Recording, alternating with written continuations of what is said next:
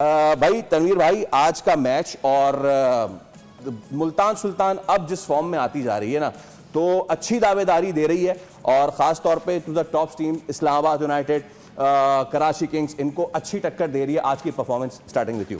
देखिए, जब टर्नर को कैप्टन बनाया था ना, तो शायद हम सब ये सोच रहे थे कि यार इसको कहाँ से कप्तान बना दिया, क्योंकि ना इतना आइडिया, ना उस लेवल का कोई प्लेयर हमें नज़र आता है कि यार स्पेशलिस्ट T20 का बड़ा ज़बरदस्त।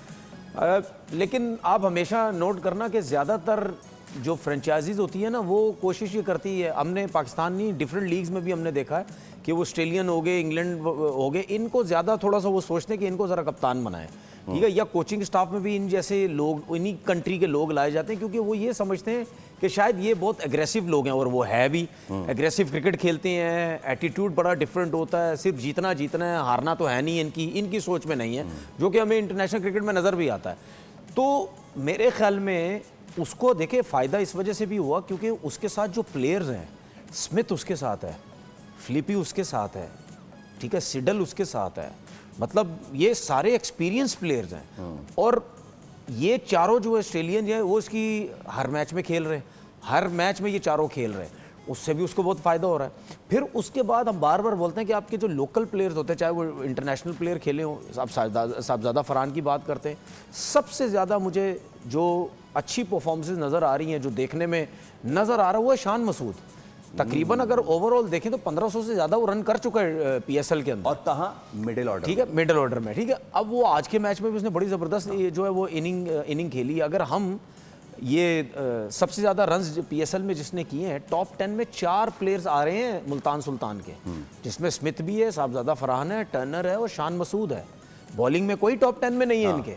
इसका मतलब ये है कि उनको आइडिया हो गया है। लास्ट मैच में भी जो टीम खेली, आज के मैच में सेम टीम खेली, ठीक है। हालांकि वो जो क्या नाम है उसका, वो इलियास जो है, इलियास जिसने एक ओवर में कितने रन दे दिए, वो फिर मैच खेला आज का, वो आज का मैच खेला है, ठीक है। तो उन्होंने चेंजिंग नहीं की, उन्होंने पूरी उसी टीम के साथ गए वो, ठीक ना।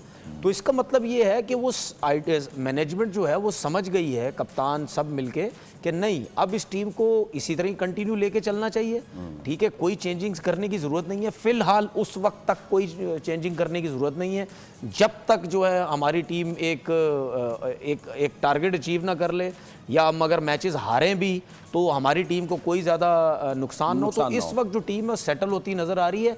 आज के मैच में देखें 7 बॉलर यूज़ किए हैं, अब जिसमें टर्नर खुद भी बॉलिंग कर रहा है, ठीक है। तो इसका मतलब ये है कि उसके पास ऑप्शंस हैं, फास्ट बॉलिंग की ऑप्शंस भी हैं।